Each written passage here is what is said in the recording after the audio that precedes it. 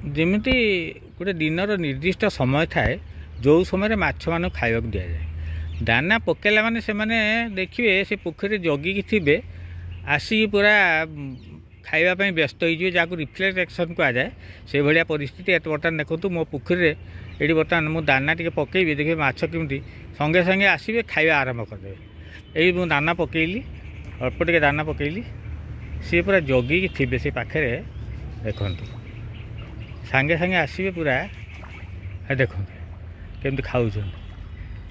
ସେମାନେ ତ ପ୍ରାକୃତିକ ଉପାୟରେ ଯେଉଁ ପ୍ଲାଙ୍କଟନ୍ ପାଇଟୋ ପ୍ଲାଙ୍କଟନ୍ ହେଉଛି ତା ଖାଉଛନ୍ତି, କିନ୍ତୁ ଦାନା ମଧ୍ୟ ତାଙ୍କୁ ଅଳ୍ପ ଅଳ୍ପ ଟିକେ ଦିଆଯାଏ। କାହିଁକିନା ଯେତେବେଳେ ବ୍ୟବସାୟିକ ଭିତ୍ତିରେ ଆମେ ମାଛ ଚାଷ କରିବା ସେତେବେଳେ ତାଙ୍କର ଓଜନ ବଢ଼ିବା ଦରକାର, ନହେଲେ ବଜାରରେ ଚାହିଦା ହେବନି।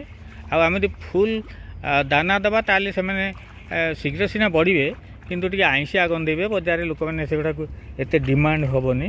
କିନ୍ତୁ ଆମେ ଯଦି ପ୍ରାକୃତିକ ଆଉ କୃତ୍ରିମ ଦୁଇଟି ଉପାୟରେ ସେମି କମର୍ସିଆଲ ହିସାବରେ କରିବା, ତାହେଲେ ଠିକ୍ ଭାବରେ ମାଛର ଚାହିଦା ହେବ ଆଉ ଆମେ ମଧ୍ୟ ଲାଭବାନ ହେଇପାରିବା।